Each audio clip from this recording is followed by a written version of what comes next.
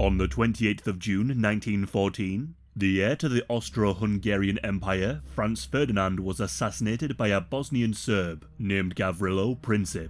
This murder is seen as the spark that lit the powder kegs that were the web of the European alliances and treaties that led to the start of the First World War. Both the assassination and political fallout from the death are remarkable stories, and demonstrate how the fragile peace in Europe was so easily broken. At the time of his assassination, Archduke Franz Ferdinand was the heir presumptive to the throne of the Austro-Hungarian Empire. The Archduke had, through a series of abdications and deaths, found himself as the heir and as an incredibly wealthy man, though he had found himself with few friends and allies within the empire. He was seen as a strange and reckless man, more filled with rage than compassion. He would spend much of his time hunting all over the world and is recorded to have killed and hunted over 250,000 animals. His politics were best described as a form of pragmatic conservatism. Whilst he would push for a more cautious approach in dealing with the various ethnic groups within the empire, he often regarded them with disdain. He viewed Hungarians as unreliable and often called Serbs pigs. Despite the personal bigotry, Ferdinand was aware of the importance of some form of unity within the empire and beyond. He aimed to remake the Austro-Hungarian Empire into a tripartite monarchy, which would incorporate a Slavic kingdom. This desire was generally opposed by Hungarians who refused to make concessions to Slavs, and by Slav nationalists who favoured unity amongst the Slavs, not to play third string to another European power. One such nationalist group was the Black Hand, a Serbian extremist and militant group. It was founded by a number of Serbian military officers in 1911 who employed terrorist acts with the goal of the liberation of Serbs outside Serbia, notably from Austro-Hungarian and Ottoman rule.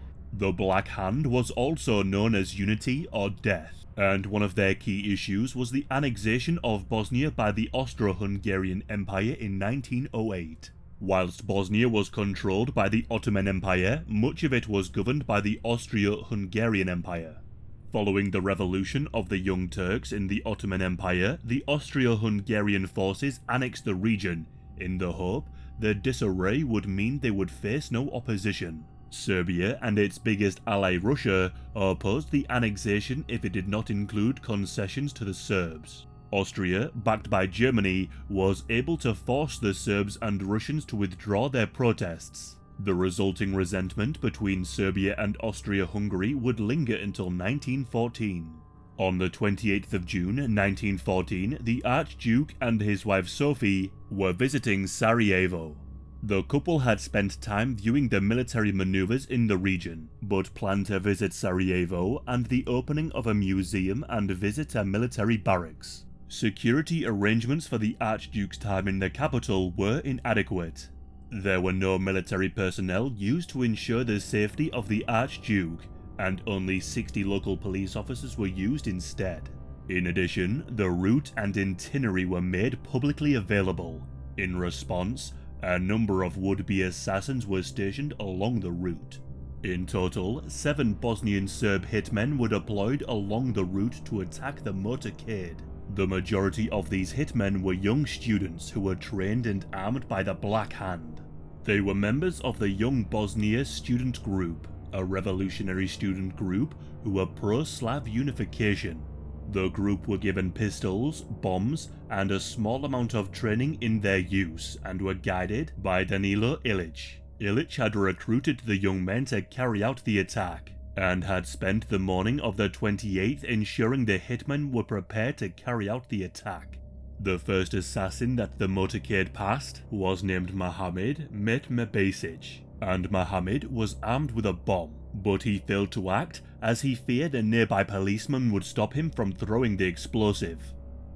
Next along the route was Vasso Kobrelevich, the youngest of the would-be assassins. He was armed with both a pistol and a bomb, but he too did not attempt to assassinate the Archduke. The next person who would launch an attack was named Nigelko Cabrnovich, the elder brother of Vasso. At around 10 past 10 AM, the Archduke's car neared Cabrnovich, who responded by throwing his explosive. The bomb didn't quite make its mark, instead bouncing off the convertible cover of the car and into the middle of the road. The bomb's delayed timer meant it exploded under the car behind and injuring around 20 people. Cabrnovich swallowed the cyanide pill he had been issued and jumped into the nearby river. Unfortunately for him, the cyanide pill he had been given was expired, so it only caused him to vomit, and the river he had jumped into was only a few inches deep. He was soon dragged out from the shallow waters and severely beaten by the crowd and taken into police custody. In response to the attempt on the Archduke's life, the cars that were able to, including Ferdinand's, sped off at high speed, meaning the other assassins along the route were not able to launch their own attacks. When the Archduke arrived at the town hall where he was to give a speech, he was visibly shaken by the attempt on his life. However, he was able to make a light-hearted remark about the attack, stating he was pleased that enough people were happy to see the attempt fail. The discussion soon turned as to what should be done next. Some insisted that the army should be called in, whilst others downplayed the threat of assassins lurking on every street. The Archduke and his wife decided to cancel their plans and instead visit the hospital where those wounded from the attack were being treated. In order to maximize the couple's safety, it was decided that the cars should travel straight to Sarajevo Hospital in order to avoid the crowded city centre. Unfortunately, this decision was not mentioned to any of the drivers, and this meant the Archduke's driver took a wrong turn at the Latin Bridge, following the lead of the other two vehicles in the motorcade. It just so happened that Gavrilo Princip had thought that one of the best places to wait would be in front of a delicatessen near the Latin Bridge. As the officials in the motorcade shouted and explained the correct route, the Archduke's car attempted to reverse, though it stalled. And it just so happened to stall right in front of where Princip was sat waiting. Princip seized the opportunity, stepping onto the car's footstep and shooting the Archduke in the neck and Sophie in the abdomen. Before he was able to shoot himself, Princip was detained. The last words of the Archduke were, "Sophie, don't die. Live for our children." Whilst the death of the Archduke is seen as the spark that started the First World War, the political fallout was not as immediate as you might think. Many viewed the assassination as just another murder in the Balkans that would not affect the rest of Europe.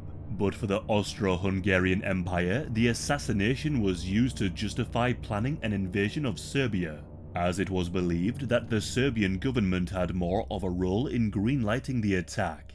They first sought assurances from Germany that their military alliance would be honoured should Serbia be invaded. On the 5th of July, Kaiser Wilhelm of Germany issued what is known as the blank check, stating they would support any military action against Serbia engaged by the Austro-Hungarian Empire. On the 23rd of July, a letter containing an ultimatum was sent to the Serbian government, setting out Austria-Hungary's demands. Despite these demands being seen as incredibly harsh, evidence was coming to light that the Serbian government had nothing to do with the attacks, and a deadline of 48 hours to accept. Serbia accepted all but one. The demands were designed to be rejected, yet they only rejected that The Hague, not Austria, dealt with the judicial processes in punishing those responsible. When Germany learned of the response from Serbia, many, including the Kaiser, believed that the war had been avoided, with the Kaiser even going on a 3-week cruise during this time. Yet, this did not stop the declaration of war on Serbia by Austria-Hungary on the 28th of July 1914. As Austria-Hungary and Serbia rallied their main allies, the other major powers in Europe sought different routes. France and Russia had a strong military alliance in an attempt to dampen Germany's ambitions to conquer much of Europe. Attempts to mediate between the powers failed to produce any results. Russia mobilized its army in support of Serbia, positioning their forces on their border with Austria. It was believed that Great Britain would not involve themselves in a European war, as a threat of an Irish civil war loomed at the time. On the 1st of August, Germany declared war on Russia, after attempting to dissuade Russia's involvement. In response, France ordered its own mobilization the same day, and on the 3rd of August, France and Germany declared war on each other. Germany planned to invade France by invading neutral Belgium, the plan to do so being declared on the 4th of August.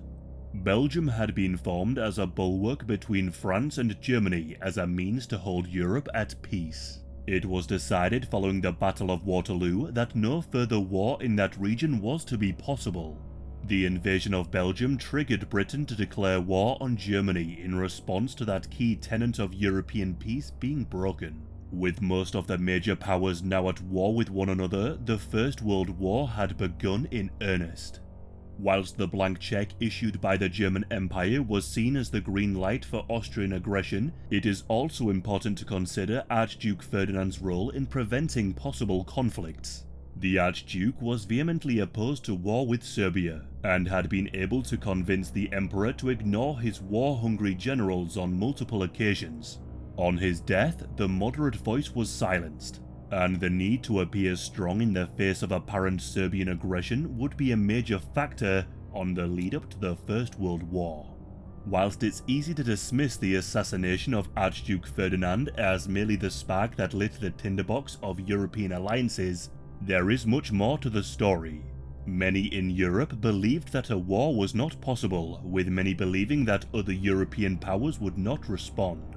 Although Russia was on the rise and had a manpower advantage, it had not yet fully modernized its army. It was hoped that Britain would remain neutral and focus more on Ireland. It was believed that concessions granted by Serbia would mean there would be no need for a conflict. Yet, in each instance, predictions were incorrect, and seemingly reckless behavior plunged the continent and soon much of the world into war that would prove disastrous both during and after the conflict.